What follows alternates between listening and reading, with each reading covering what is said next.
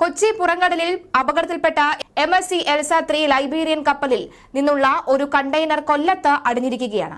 കരുനാഗപ്പള്ളിക്ക് സമീപം ചെറിയൻകീഴിൽ തീരത്താണ് വെള്ള നിറത്തിലുള്ള ഒരു വലിയ കണ്ടെയ്നർ അടിഞ്ഞിട്ടുള്ളത്. ജില്ലാ കളക്ടർ ഉൾപ്പെടെയുള്ള ഉദ്യോഗസ്ഥർ സംഭവസ്ഥലത്ത് എത്തിയിരുന്നു. തീരത്തടഞ്ഞത് ഒഴിഞ്ഞ കണ്ടെയ്നർ എന്നാണ് നിഗമനം. ശക്തികുളങ്ങര മദാമ തോപ്പിൽ 3 കണ്ടെയ്നറുകൾ കൂടി അടിഞ്ഞിട്ടുണ്ട്. നീണ്ടകര പരിമണം തീരത്ത് 3 കൂടി അടിഞ്ഞിട്ടുണ്ട്. ഇതുവരെ അടിഞ്ഞത് 7 കണ്ടെയ്നറുകളാണ്. കപ്പലിലെ കണ്ടെയ്നറുകൾ കൂടുതൽ ഇടങ്ങളിൽ അടിയാനുള്ള സാധ്യത കണക്കിലെടുത്ത് തീരപ്രദേശങ്ങളിൽ കനത്ത ജാഗ്രത നിർദ്ദേശം തന്നെയാണ് നൽകിയിട്ടുള്ളത്. തൃശൂർ, എറണാകുളം, ആലപ്പുഴ, കൊല്ലം, തിരുവനന്തപുരം എന്നിവിടങ്ങളിൽ മുന്നറിയിപ്പ് നൽകിയിട്ടുണ്ട്.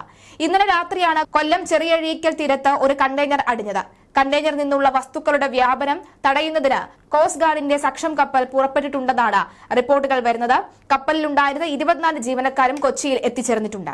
കപ്പൽ മുങ്ങിയ സാഹചര്യത്തിൽ തോട്ടപ്പള്ളി പൊഴി മുറിക്കുന്നത് 20 മീറ്റർ അകലെ വെച്ച് നിർത്താൻ നിർദ്ദേശം നൽകിയിട്ടുണ്ട്. ജില്ലാ കളക്ടർ അലക്സ് വർഗീസാണ് നിർദ്ദേശം നൽകിയത്. കപ്പലിലെ രാസമാലിന്യം കടലിലൂടെ കായലിൽ കയറുമോ എന്ന ആശങ്ക ഏറെയാണ്. ജലവിഭവ വകുപ്പിന്റെ നേതൃത്വത്തിൽ ഇന്നലെയാണ് പൊഴിമുറിക്കൽ ആരംഭിച്ചത്. മുങ്ങിത്താണ് കപ്പൽ ഉയർത്തുന്നത് വലിയ ഭീഷണിയാണ്. 16 കണ്ടെയ്നർ കാൽസ്യം കാർബൈഡ് കപ്പലിൽ ഉണ്ട് എന്നുള്ളതാണ് ഏറ്റവും ഭയപ്പെടുന്ന കാര്യം. വെള്ളവുമായി സമ്പർക്കമുണ്ടായാൽ ഇത് അസറ്റിലിൻ വാതകമായി മാറി വൻ സ്ഫോടനം സംഭവിക്കാൻ വരെ സാധ്യത ഏറെ കൂടുതലാണ്. മറ്റ് 13 കണ്ടെയ്നറിൽ ഹാനികരമായ വസ്തുക്കളും കപ്പൽ ടാങ്കിൽ 450 ടണ്ണോളം ഇന്ധനവുമാണ് ഉള്ളത്. സംസ്ഥാനം നേരിടാൻ പോകുന്നത് വമ്പൻ ഭീഷണി തന്നെയാണെന്ന കാര്യത്തിൽ യാതൊരുവിധ സംശയവുമില്ല. കപ്പലിലെ ഭാരമുള്ള കണ്ടെയ്നറുകൾ കടലിൽ പതിച്ചെന്നാണ് സൂചന. കടലിലെ ഈ സമ്മർദ്ദം കാരണം കാൽസ്യം കാർബേറ്റ് വെള്ളവുമായി സമ്പർക്കത്തിലായാൽ അത് പ്രതിസന്ധി രൂക്ഷമാക്കും.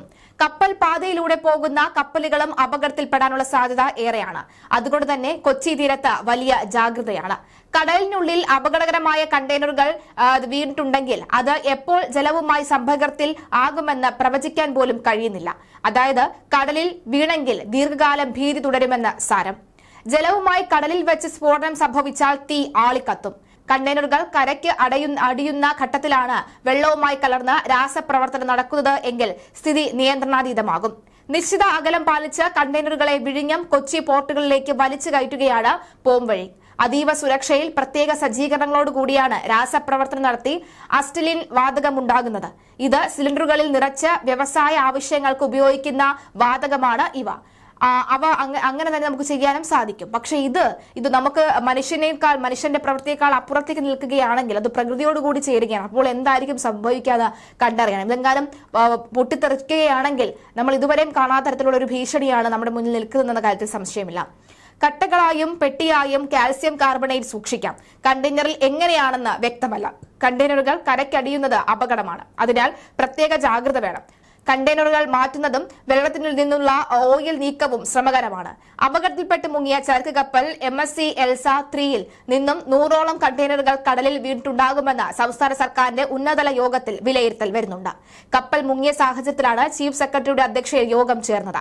കപ്പലിലെ ഇന്ധനമായ എണ്ണ ചോർന്നിട്ടുണ്ടോ എന്നും സർക്കാർ വാർത്താക്കുറിപ്പിൽ പറയുന്നുണ്ട്. കണ്ടെയ്നറുകൾ ഏകദേശം മണിക്കൂറിൽ 3 കിലോമീറ്റർ വേഗത്തിലാണ് കടലിൽ ഒഴുകി നടക്കുന്നത്. നിലവിൽ കോസ്റ്റ് ഗാർഡ് 2 കപ്പലുകൾ ഉപയോഗിച്ച് എണ്ണ തടയാൻ നടപടികൾ തുടങ്ങിയിട്ടുണ്ട്. ഒരു ഡോളിയർ വിമാനം ഉപയോഗിച്ച് എണ്ണ നശിപ്പിക്കാനുള്ള പൊടി എണ്ണപ്പാടയിൽ മേൽ തളിക്കുന്നുണ്ട് എന്നാണ് വിവരം. കൊച്ചി പുറംകടലിൽ മുങ്ങിയ MSC എൽസ 3 എന്ന കപ്പലിലെ കണ്ടെയ്നർ കൊല്ലം തീരത്ത് അടിയുന്നതും കപ്പലിൽ നിന്നും കടലിൽ വീണ കണ്ടെയ്നറുകൾ ഒഴുകിയെത്താൻ ഏറ്റവും കൂടുതൽ സാധ്യതയുള്ളത് 80% ആലപ്പുഴയിലാണ്. പിന്നെ കൊല്ലത്തും തിരുവനന്തപുരം ജില്ലയിലും ഒക്കെ തന്നെ വരുന്നുണ്ട്. എന്തായാലും 7ഓളം കണ്ടെയ്നറുകൾ ഇപ്പോൾ തീരത്തോട് അടിഞ്ഞിട്ടുണ്ട്. 600-ലേറെ കണ്ടെയ്നറുകളുമായി വിഴിഞ്ഞത്ത് നിന്ന് കൊച്ചിയിലേക്കുള്ള യാത്രക്കിടെയാണ് ശനിയാഴ്ച കൊച്ചി പുറംകടലിൽ ചെരിഞ്ഞ MSC എൽസ 3 എന്ന കപ്പൽ ഞായറാഴ്ച പൂർണ്ണമായി മുങ്ങിയത്. ശനിയാഴ്ച ഉച്ചയോടെ 26 ഡിഗ്രി ചെരിഞ്ഞ വെള്ളം കയറിയ കപ്പൽ ഞായറാഴ്ച രാവിലെ 7:50 മുഴുവനായും മുങ്ങിയത്. കൊച്ചി തീരത്തിന് 38 നോട്ടിക്കൽ മൈൽ അകലെയാണ് അപകടത്തിൽപ്പെട്ട ഈ കപ്പൽ ഉണ്ടായിരുന്നത്. 640 കണ്ടെയ്നറുകളാണ് 13 എണ്ണത്തിൽ അപകടകരമായ ചരക്കാണ് എന്ന റിപ്പോർട്ടുകളാണ് പുറത്തു വന്നത്. കടലിൽ വീണ 12 കണ്ടെയ്നറുകളിൽ കാൽസ്യം കാർബൈഡാണ്. വെള്ളവുമായി കലർന്നാൽ സ്ഫോടനം ഉണ്ടാകുമെന്ന സാധ്യത വളരെ കൂടുതൽ തന്നെയാണ്. കണ്ടെയ്നറുകൾ മാറ്റില്ല എങ്കിൽ സഞ്ചരിക്കുന്ന ടൈം ബോംബാണെന്ന് വിദഗ്ധർ പറയുന്നുണ്ട്.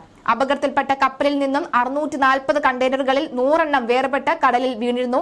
12 കണ്ടെയ്നറുകളിലാണ് മാരക സ്ഫോടനം ഉണ്ടായേക്കാവുന്ന കാൽസ്യം കാർബൈഡ് ഉള്ളത്. കണ്ടെയ്നറുകളിൽ 2 കൊച്ചിയിലേക്കും 10 തൂത്തുക്കുടിയിലേക്കുള്ളതുമായിരുന്നു. മുങ്ങിയ കപ്പലിനുള്ളിലായി ഈ കാൽസ്യം കാർബൈഡ് അടങ്ങിയ 12 കണ്ടെയ്നറുകളാണ് ഉള്ളത്. ഒരു കണ്ടെയ്നറിൽ 22 ടൺ ഭാരം വരും. കാൽസ്യം കാർബൈഡ് വെള്ളവുമായി കൂടിക്കലരുമ്പോൾ അസറ്റലീൻ വാതകം ഉണ്ടാകാൻ സാധ്യത കൂടുതലാണ്. ഇത് പൊട്ടിത്തെറിക്കാൻ സാധ്യതയുള്ളതിനാലാണ് വിദഗ്ധർ ഭയക്കണമെന്നൊരു മുന്നറിയിപ്പ് നൽകുന്നത്. വെൽഡിംഗ് മെഷീൻ ഉപയോഗിക്കുന്നത് അസറ്റലീൻ വാതകമാണ്. അതായത് വെൽഡ് ചെയ്യാനായി ഉപയോഗിക്കുന്ന ആ ഒരു വെൽഡിംഗ് മെഷീനിൽ ഉപയോഗിക്കുന്ന വാതകമാണ് അസറ്റലീൻ വാതകം എന്ന് പറയുന്നത്. കാൽസ്യം കാർബൈഡ് കടലിൽ കലർന്നാൽ എന്തായിരിക്കും സംഭവിക്കാൻ പോകുന്നത്? നിറമില്ലാത്ത ഖരരൂപത്തിലുള്ള രാസവസ്തുവാണ് കാൽസ്യം കാർബൈഡ്. കാൽസ്യം അസറ്റലൈൻ എന്നും അറിയപ്പെടുന്നുണ്ട്. ചുണ്ണാമ്പുകല്ലും അതായത് കാൽസ്യം ഓക്സൈഡും കൽക്കരിയും അതായത് കാർബണും കൂടി ചേർന്ന് 2000 ഡിഗ്രി സെൽഷ്യസിൽ ചൂടാക്കിയാണ് ഇത് ഉണ്ടാക്കുന്നത്. വ്യാവസായിക ആവശ്യങ്ങൾക്കായി അസറ്റലീൻ വാതകം ഉണ്ടാക്കാനാണ് കാൽസ്യം കാർബൈഡ് പ്രധാനമായും ഉപയോഗിക്കുന്നത്. അതേസമയം കാൽസ്യം കാർബൈഡ് വെള്ളവുമായി ചേരുമ്പോൾ അപകടകരമായ രീതിയിൽ പ്രതികരിക്കും. ഈ പ്രതികരണം താപനില കൂട്ടുകയും തീപിടിക്കാൻ സാധ്യതയുള്ള അസറ്റലൈൻ വാതകം പുറത്തുവിടുകയും ചെയ്യും. ഇത് ജലത്തിന്റെ pH ലെവൽ കൂട്ടുകയും ജലജീവനുകളുടെ ആവാസവ്യവസ്ഥയെ തകരാറിലാക്കുകയും ചെയ്യും. അന്യനാടുകളിൽ നിന്നാണ് കൃത്രിമമായ ഈ പഴുപ്പിച്ച മാങ്ങകൾ കേരളത്തിലെ വിപണിയിലേക്ക് എത്തുന്നത്. എന്തിനേറെ പറയുന്നു, മാങ്ങ പഴുപ്പിക്കാൻ പോലും ഈ കാൽസ്യം കാർബൈഡ് ഉപയോഗിച്ചിട്ടുണ്ട് എന്നുള്ളതാണ് കണ്ടെത്തൽ. കാൽസ്യം കാർബൈഡ് ശരീരത്തിൽ എത്തിയാൽ നിരവധി ആരോഗ്യ പ്രശ്നങ്ങളാണ് സൃഷ്ടിക്കുക. ഇത് തലവേദന, തലകറക്കം, അസിഡിറ്റി, ദഹന പ്രശ്നം എന്നിവയ്ക്കും കാരണമാകും.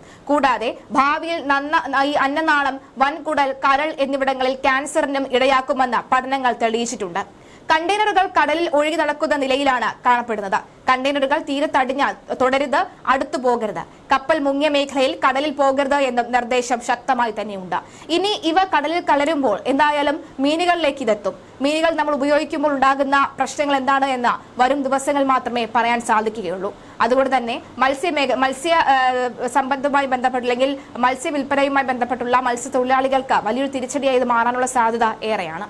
എന്തായാലും കപ്പൽ പൂർണ്ണമായും മുങ്ങിയതായി ചീഫ് സെക്രട്ടറി തല യോഗത്തിന് ശേഷം സർക്കാർ വാർത്താക്കുറിപ്പിൽ തന്നെ അറിയിച്ചിട്ടുണ്ട്. തോട്ടപ്പള്ളി സ്പിൽവേയിൽ നിന്ന് 14.6 നോട്ടിക്കൽ മൈൽ അകലെയാണ് കപ്പൽ മുങ്ങിയത്.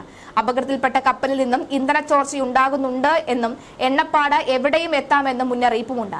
നിലവിൽ കോസ്റ്റ് ഗാർഡ് 2 കപ്പലുകൾ ഉപയോഗിച്ച് എണ്ണ തടയാൻ നടപടി സ്വീകരിച്ചു വരികയാണ്.